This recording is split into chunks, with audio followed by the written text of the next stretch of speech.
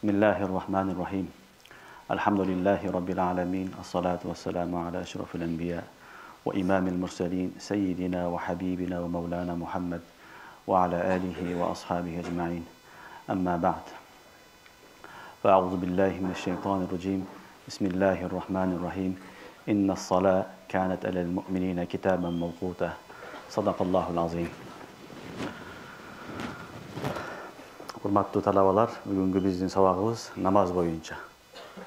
Biz buga çeyin taarattın hükümdörü, mas kılуу, tayammum kılуу, uşulарды kıska zarıl bolgan masaleleri toktolup sizlerge aytıp түшүндүргөнбүz. Bugünden başlap inşallah Allah'ım tawfik berse namaz kitabinden başlayız. Namazın yol namazın tertipleri, farzları, sünnetleri, mustahapları, kantip okulat, kaçan bozulat, kaçan qaytarып okulunat, uşulardın büyük bardığını kitabı salah, namaz degen kitapta okuyuz. Namaz bu balдар Allah subhanahu wa ta'ala'nın bergen en çok nematların birisi. Allah subhanahu wa ta'alaga iman keltirgenden keyin gele İslam dinindeki en çok ibadat bu namaz. Oşun için Kur'an-ı Kerim'de Allah subhanahu wa ta'ala inna salah kanet alel mu'minine kitaben mevquta. Namaz Müslümanlara belgilengen farz degen.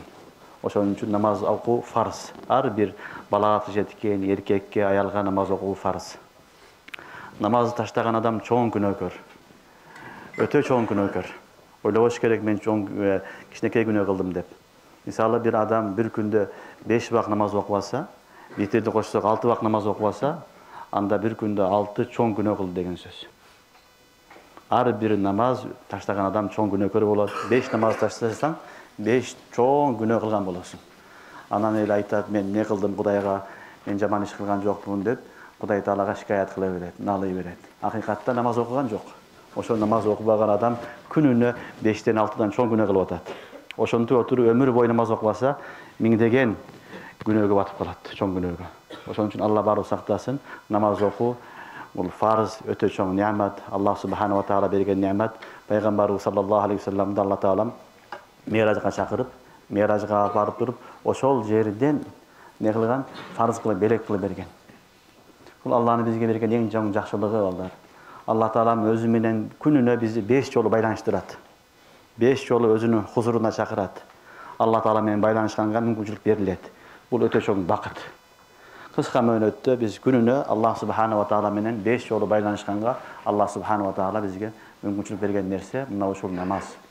Mına uşul namazın dagın ballar farzı var, vacibi var, sünneti var, mustahabı var, makruhatları var, buzulatan amalları var. Büyük bardığını biz fiqh sabagında okuyuz.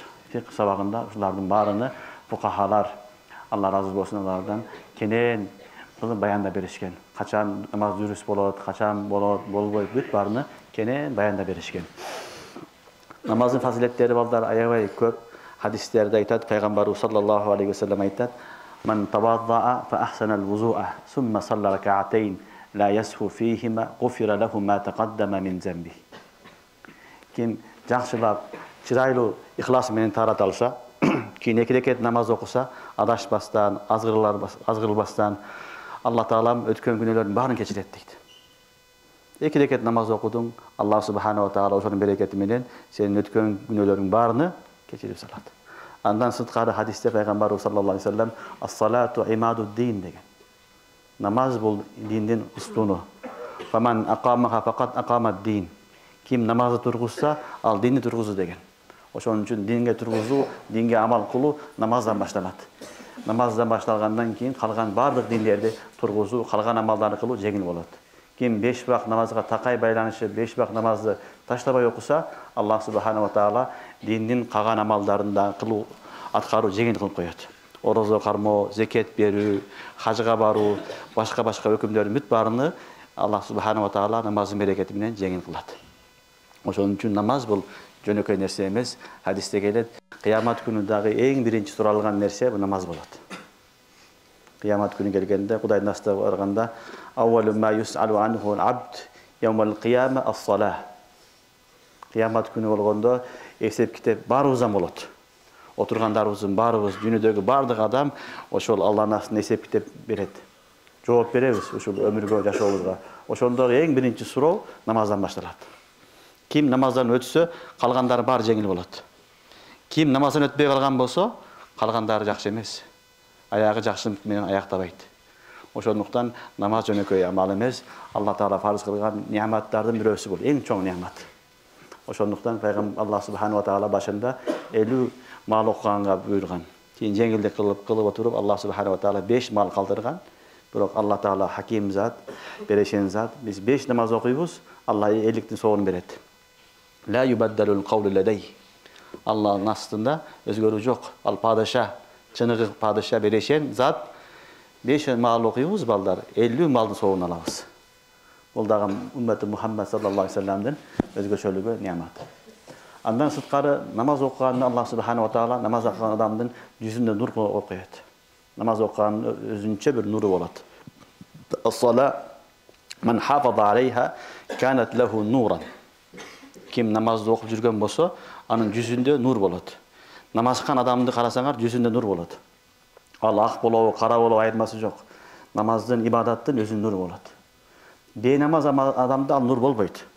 Ал ак келишкен адам болсун, бирок намаз окубаса, ал ибадаттын нуру жок болот. Ал эми намаз окуган адамды Алла Субхану ва Таала сүйөт, намаздын берекети менен анын жүзүндө не болот? Нур болот. Хадисте пайгамбарыбыз саллаллаху алейхи ва саллям айтат: "Ман хафаза алейха канат лаху нуран ва бурханан ва najatan." Далил болот. Эртең кыямат күнү куткарууга себепкер болот, нажат болот. Намаз окудум, Кудай Тааламга айтып, кыш дебей, жаз дебей, жамгыр дебей, мешитке такай байланышы намаз окудум десең, ушул окуган намазың кыямат күнү сага худжат болот. Сага далил болот. Аллах Субхану ва Таала намаздын берекети менен не кылат? Бейишке киргизет. Удхулуха бисалам. Эми тынч аман, жакшылык менен бейишке киргиле дейт.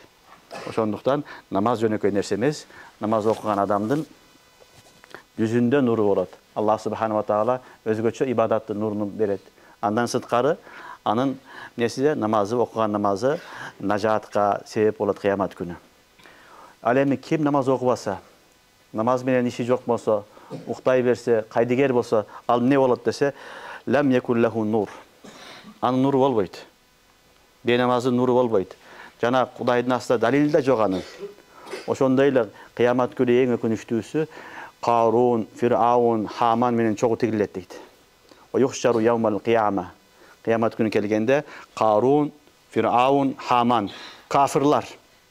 Эң жаман кафирлар. Ошолор менен чогуу болот дейт кыямат күнү. Алла баары сактасын.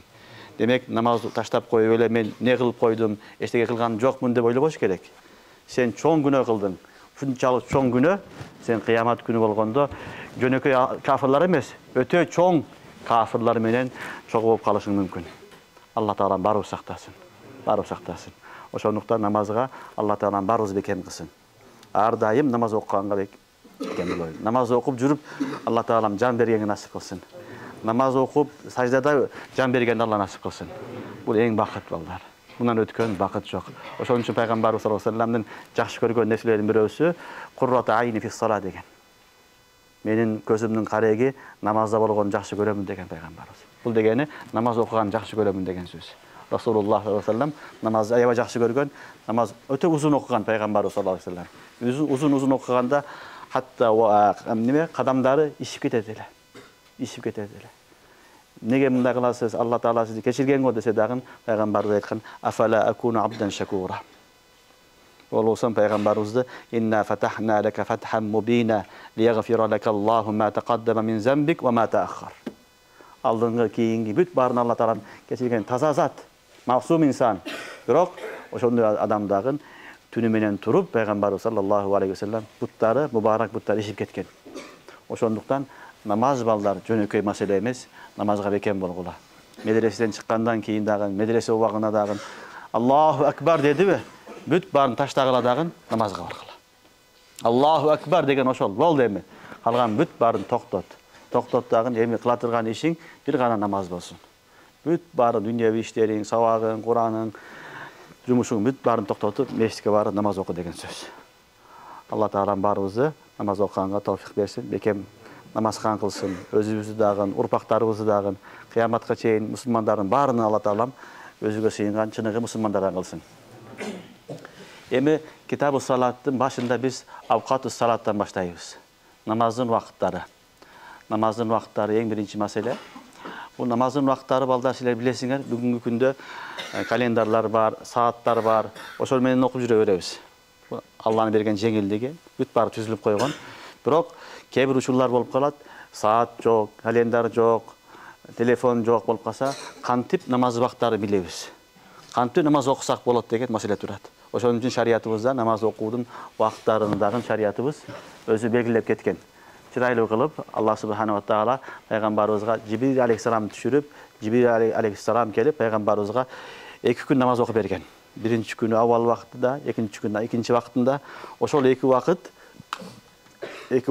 намаздардын вакыты. Ошол вакыттарда намаз окуганга Аллах субханаху ва таала бизге буйруган. Эң биринчиси салатул фажр. Фажр намазы. Биз багымдат намазы дейбиз. Буну араб тилинде салатул фажр дейт. Фажр намазы деп айтылат. Фажр намазы таң аткандан баштап күн чыкканга чейин окулунат. Таң атуу деген балдар субух садык деген сөз. Субух эки түрлүү болот. Субух садык, субух казиб. Жалган таң атуу деген сөз эрте менен туулан асманда балдар мындай болуп туруп кыбла тараптан узун бир жарык нур чыгат. Туулан деп элет, мындай чыгат. Андан кийин бул жоголуп кетет. Жоголуп кайра караңгылык болот. Мына ушул учурду фукахалар, уламалар субух казиб деп айтат. Жалган таң дейт. Бул вакытта намаз окулбайт. Багымдат вакыты кирбейт. Андан кийин бир аздан кийин субух садык башталат. Ал арзан башталат. Арзан дегени мындай көлдөнөмчө. Жунуптан шималга карап ушундай эмне болот? Таң жүрө баштайт. Таң жүрөт дагы, жүргөндө алган таң жүргөн сайын жарыгы берет. Жарыгы берет. Жарык кирип, жап-жарык болгонго чейин жарыгы берет. Ушуну таң деп айтылат. Ошол таң сүрүлө баштагандан баштап күн чыкканга чейин мына ушул багымдаттын вакыты. Фажрдын вакыты. Ушул вакытта фажр намазы окулунат. Фажрдан башка намаз окулбайт. Фажр намазы, фажрдын 2 рекет намазы окулат. Андан башка намаздарды окуганга болбойт. Бир гана каза, аны азыр айтабыз иншалла. Демек, фажр намазыны таң аткандан баштап окулат балдар. Күн таң аткандан баштап күн чыкканга чейин окулатыган амал. Бирок фажр намазында мустахаб вакыты биздин Ханафи мазхабта исфирар дейт. Исфирар деген жарытып окуу. Асфиру бил фажр фа иннаху а'заму лил ажр дейт хадисте. Пайгамбар саллаллаху алейхи вассалам фажрды таң аттырып, жарытып окугула. Фа иннаху а'заму лил ажр. Ажры көп болот деген. Ошон үчүн Ханафи мазхабында бизде күндү жарытып, таңды жарытып окуган мустахаб амал, жакшы нерсе. Түшүнүңөрбү? Буну уламалар айтат, эң жакшы тарикасы эрте мененки 2 рекет намазды сүннөткө муафык 40-50 аят окуп, бүт намаз бүткөндөн кийин кокус намазың бузулуп калган болсо, кайра тайрат алып, кайра ошончолук окусаң, ошондой окусаң да күн чыкпаса, ошондой деңгээлде окушлук жакшыраак дейт. Түшүнүңөрбү? Ушул вакытыны уламалар мустахаб вакыты деген. Кыскасы фажр намазы таң аткандан баштап, субух садыктан баштап күн чыкканга чейин аралык. Канчалык таң жарып кеткен сайын болса анда макрухта болот. Ошон үчүн тезирээк окуш керек, бирок исфирар менен окуган жакшы. Ал эми аялдарга галас, караңгылыкта окуган жакшы. Аял кишиге эмнеде караңгыда окуганы жакшы. Алар караңгыда үйүндө окуй берет. Эркектерге мешитке барып, ошол таң аткандан кийин, бир аз жарыгандан кийин, жер бир аз жарыган учурда окуган бул афзел вакыты. Андан кийин фажрдан кийин балдар зухур намазы келет. Зухур намазыны салатул биз пейшин намазы дейбиз. Пейшин намазы завалдан кийин башталат. Завалдан кийин ар бир нерсенин көлөкөсү өзүнө 2 барабар болгонго чейин мына ушул аралык бул зухурдун вакыты. Эми завал деген эмне деген? Файыз завал. Бул балдар күн чак туш болот го. Төбөңө турган учурда ошол вакытты истива деп айтылат. Истива. Ошол вакыттан кийин күн не болот? Магрибке карап ооганды завал деп айтылат. Буну уламалар мынтип түшүндүрөт. Мисалы, эрте менен күн машрыктан чыгат. Чыгыштан чыгат. Чыкканда бир нерсени сайып койсоң, көлөкөсү кыблага карап кетет. Батышка карап. Батышка барып туруп, анан токтоп калат. Токтогон учуру мына ушул истива болот. Токтогондо алар барып туруп токтоп бул шималга айланат. Шималга, батышка, немеге, түнүк тарафка. түндүк тарафтан барып туруп, анан токтойт. Токтоп, ушу көлөкө эми чыгышка карап жөнөйт. Түшүнүңөрбү? Көлөкө кайрам эмне болот? Чыгышка карап жөнөйт. Мына ушул чыгышка карап жөнөгөн убакыттан баштап буну завал деп айтылат. Күн истибадан завалга өттү деген сөз. Эми ошол убакыттан баштап зухурдун вакыты башталат. Эгерде истиба намаз вакытта окуп койсоң, намаз болбойт. Истиба күндүн чыгып аткан, батып аткан, түз турган чак түштө айтылат, ал вакытта намаз окуганга болбойт.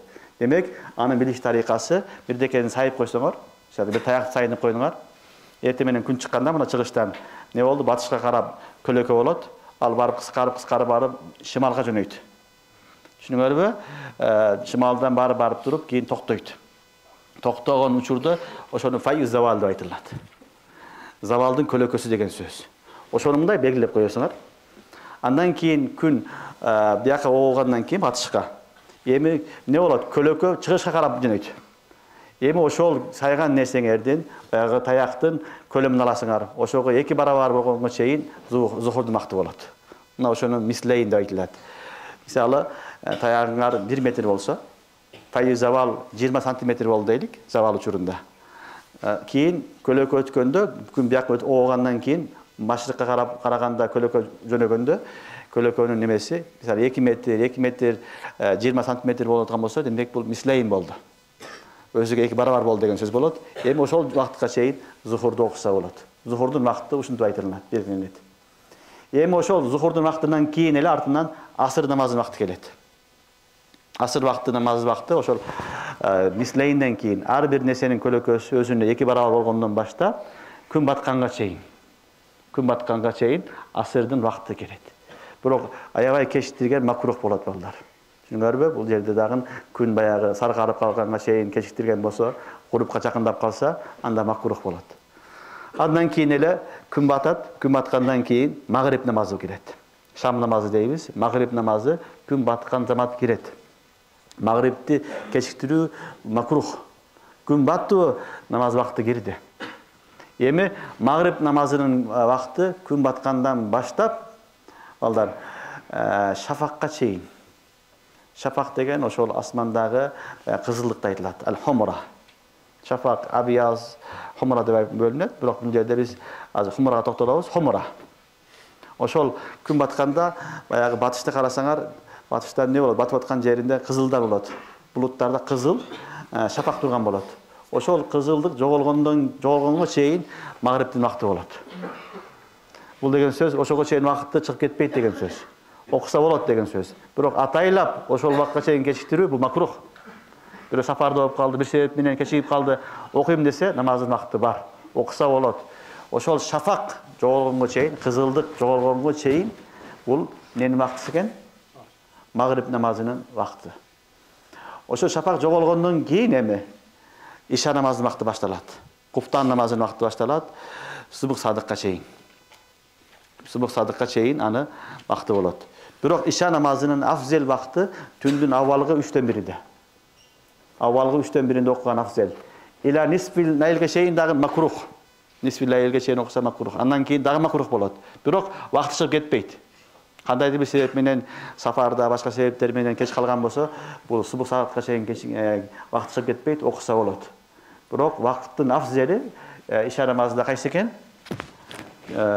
Авалгы 3/1-де, түндүн авалгы 3/1-де окуган окушлук афзел. Дагы бир намаз бар, витр важип дейбиз. Бул витр важип намазы куфтан намазынан кийин окулат. Анын вакыты ишадан кийин, бул дагы субух садыкка чейин. Ишадан кийин окулунат, ишадан алдын окулунбайт. Витр важипте балдар, афзели ким эрте менен тура алса, туруп окуганы жакшы. Ким эрте менен туруп алып тахажжуд окуйм, намаз окуйм десе, ал адам үчүн витрди, тахажжудун эрте менен окуган жакшы. Субух садыктын астында. Эгер ким өзүгө ишенбесе, уктап калыш коркунучу болсо, анда шариятыбыз жеңилдик кылган, куфтан намаздан кийин чок окуй бересиң. Куфтандан кийин эле үйүңдө, мечитте чок окуп койсо дагы боло берет. Бирок ким өзүнө ишенсе, эртерээк окуйм, кечирээк окуйм десе, бул анын үчүн афзел, жакшыраак. Мына ушул намаздардын вакыттары.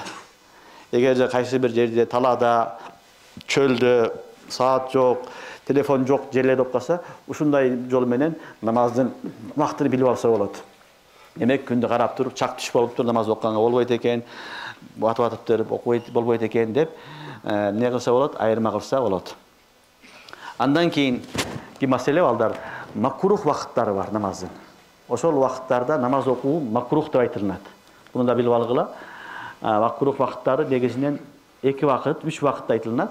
Биринчиси тулуу шамс, истива жана гурубу шамс. Күн чыгып аткан учурда, күн батып аткан учурда, күн истивада турганда, чак түштө 3 вакытта намаз окуганга болбойт. Эч кандай намаз окуганга болбойт балдар. Түшүнүңөрбү? Илля асры яумихи. Ошол күндүн асырын окуса болот, күн батып аткан учур болуп калса. Күн чыгып аткан, батып аткан, истива бар го балдар. Олардын бардыгы негизи 4 мүнөт вакыт алат. Күн истивада турганда 4 эле мүнөт болот. 4 мүнөттөн кийин бул не болот, завалга кетет. Бирок уламалар 5 мүнөттөн эхтиятан вакыт берет. Астын аркасына кошуп отуруп 10 мүнөт, 15 мүнөт деген завалга да вакыт берилип калат. Өзү негизги батышы, күндүн өзүнүн дискасынын батышы, чыгышы 4 эле мүнөт алат. Түшүнүңөрбү? Күн мындай горизонтко келип турган болсо, 4 мүнөттө кирип кетет, 4 мүнөттө чыгып калат. Завал да ошондой. Бирок уламалар ошол эхтият кылып 5 мүнөт астын аркасына кошуп 10 мүнөт, 15 мүнөт вакыт беришет. Ошон үчүн күн чыгып аткан учурдан баштап күн 1 найза боюга чейин, 2 найзага чейин окубай туруш керек намазды. Намаз окубай туруп, андан кийин окуган жакшы болот. Андан кийин иширак намазыңды, башка намаздарыңды окуй бересиң. Ошол вакытта окуганга болбойт. Ошондой эле завалда күн истивада турган болсо, завалга чейин окуй албайсың. Аны дагы бүгүнкү күндө 10 мүнөт, 15 мүнөт берет. Ошол вакытта намаз окуганга болбойт. Эч кандай намаз окуганга болбойт. Андан кийин күн батып аткан учурда дагы болбойт. Асырдан башка намаз окуганга болбойт. Бул биринчи тарикасы балдар. Экинчи нерсе, дагы экинчи маселе бар. Бул фажырдан кийин күн чыкканга чейин жана асырдан кийин күн батканга чейинки аралык. Бул учурларда нафил окуганга болбойт. Нафил намаз окуганга болбойт. Бирок жаназа намаз окуйм десе, сажда тилават кылам десе, каза намаз окуйм десе, окуса болот. Түшүнүңөрбү? Фажырдан, субух садыктан кийин тулуу шамска чейин жана асырдан кийин, асыр окулгандан кийин күн батканга чейин не жаназа окулса, жана сажда тилава жана каза намаз окуйм десе, шарият уруксат берет. Ошо казаларынан кутулуп ал деп Аллах субханаху ва таала жеңилдик берген. Мына ушул вакыттарды эске алыш керек. Ушул вакыттарда намаз окулбайт. Андан башка вакыттарда фарз намаздарды, башка намаздарды баарыны окуса боло берет. Аллах субханаху ва таала ушуну жеңилдик кылган. Түшүнүңөрбү? Андан кийинки маселе ушуга тиешелүү. Бул маселе асыр намазын окуп аткан болсоң, күн батып кетсе, асырың ада болот. Акыр вакытта келип илешип калдың, күн бата элек, 2 рекет окугандан күн батып кетти. Асыр болот. Мал карахия менен намаз болот. Карахат менен биргеликте. Фажырда андай эмес. 1 рекет окугандан кийин күн чыгып кетсе, фажыр намазың батыл болот. Аны кайрадан казасын окушуң керек болот. Ошол вакытта окубайсың, бир аз күн көтөрүлгөндөн кийин окуганга шарият буйрат. Түшүнүңөрбү? Жана бизде балдар жума деген намаз бар. Жума деген намаз бар. Бир жумасына бир жолу окуйбуз. Bunun vakti qaysi vaqt dese, bunun vakti da zuhurдун vakti. Cuma namazının vakti, zuhurдун vakti bolot. Cuma namazı balдар mustahab tez okuşluk, tacil. Kışın bolo, jayın bolo, cumada tez okuşluk jakşı. Al endi zuhur namazı balдар jayında kechiktirip, kışında erterek okugan afzal mustahab. Jayında kechiktirip, kışında erterek okugan afzal. Biroq cuma namaza kelgende zuhurдун vakti kiler menен okugan mustahab afzal bizim mazhabda dagы. Түшүнүңөрбү? Андан кийин дагы бир намазыбыз бар, Eid, Eidayn. Ayet namazdары. Bir жылда bir жолу окулат, 2 жолу окулат. Булардын вакыты ошол күн чыгып, 1 найза, 2 найза көтөрүлгөндөн баштап завалга чейин. Ушул вакыт бул айт намазынын вакыты болот. Түшүнүңөрбү? Мисалы бүгүнкү күндө күн 6-да чыкса саат 6:30-дан 7-ге чейин, ошол аралыгынан баштап 11-11:30-га чейин мисалы окусаң болот. Күн жакшы көтөрүлгөндөн баштап, 1 найза, 2 найза көтөрүлгөндөн баштап, канчага чейин, завалга чейин бул айт намазынын вакыттары. Айт намаздар ушул вакыттарда окулунат. Түшүнүңөрбү? Zuhurdan кийин айт намазы окулбайт. Ошого чейин окуганга туура келет. Дагы бир маселе намазга тиешелүү, балдар, имам хутбага чыкканда, жуманын хутбасы, айдайындын хутбасы, хаждын хутбасы, башка хутбаларга чыккан болсо, анда нафил окушлук макрух. Жума намазга келдиң, имам хутба кылып атат. Имам баян эмес, хутба кылып атат, жуманын хутбасы. Анда намаз окушлук макрух болот. Сен унчукпай угушуң керек. Хутба зикир, аны да угуш керек. Ошондой эле хаждын хутбасы кылып атат, же болсо айттын хутбасын окуп атат. Ал ушуларда мешитке барып хутба окуганга болбойт. Бул вакыттар балдар хутба учурда намаз окушлукту уламалар макрух деген. Ошондой эле хутбатун никах, башка учурларда дагы унчукпай туруш керек. Түшүнүңөрбү? Ошондой эле дагы бир маселе намазга тиешелүү ушул жерде айтып коеюн. Мешитке барганда негизи балдар биз фарз үчүн барабыз. Нафилдерди, сүннөттөрдү үйдө окуй беребиз. Иза уқиматус сала фала салата илля ал-мактуба хадисте келет. Икамат айтылгандан кийин бир гана фарз намаз окулунат. Ошон үчүн кээ бир адамдар мешитке барып алып сүннөт, нафилдер окуй берет да, жамаат турса да иши жок. Бул туура эмес нерсе. Биз мешитке эмне үчүн барабыз басып? Фарз намаз үчүн барабыз. Ошон үчүн мешитке барганда вакытты караш керек. Эгерде вакыт кенен болсо, сен сүннөттөрүңдү окуп ал. Мисалы зухурга бардың пешинге. Эгерде фарздын вакыты болуп калган болсо, сен күтүп тур эми. Сен биринчи эмне фарз оку. Анан кийин эмнени оку? Сүннөтүңдү оку. Албетте уламалар айтат, бир адам намаз баштап алган болсо, анда тез-тез окуп, эмне кылсын? Кошулсын дейт. Тез-тез окусын дагы, сүннөттү бүтүрүп, кошулуп фарзды окусын дейт. Негизги нерсе биз мешитке фарзга барабыз. Ушуну унутпагыла, фарз намазга бекем болуш керек. Анан сүннөттү итият секин окуй берип, анан фарз өтүп кетпеш керек. Нафил окуп, фарз өтүп кетпеш керек. Саатты карагыла, вакыт болуп калган болсо, фарз окугула, сүннөттөрдү фарздан кийин окуп каласың анда.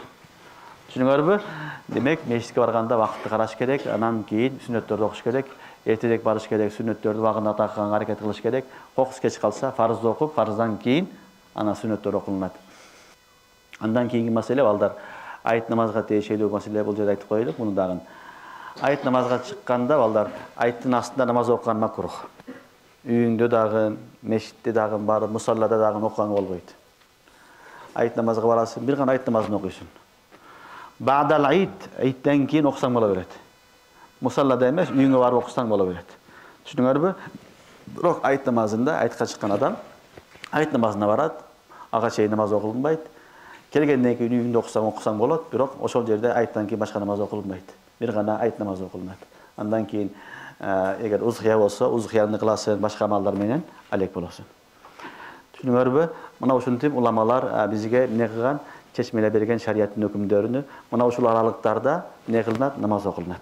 Демек, ислам дини балдар ушундай дин, биз мына ай менен дагы эсептейбиз, күн менен да эсептейбиз. Ай да биздики, күн да биздики. Түшүнүңөрбү? Бул инна шамса вал камар аятан мин аятиллах. Бизде ибадаттарды Аллах субхана ва таала кээ бир ибадаттар айга байлаган. Мисалы, ороза айы, хадж. Булар неге байланган? Бул айга байланган. Намаз маселесинин бүт бардыгын күнгө байланган. Ошол күн аркылуу биз намаздын вакыттарыны белгилейбиз. Фажр болду, асыр болду, истива болду, зухур болду деп ушуларды аймалап турабыз. Демек, ай дагы, күн дагы бул Аллахтын берген бизге неаматы. Ушулар аркылуу биз эсеп китепти, намаздарыбызды, күндөрүбүздү билебиз. Бул жөнөкөй нерсе эмес. Булар кыямат күнү булар боюнча жооп беребиз. Ошого Алла Таала мени дагы баарыңарды 5 вакыт намазга бекем кылсын. Намазды өз убагында, авал убагында ихлас менен, таарат менен, туура таза окуганга Алла тауфик берсин.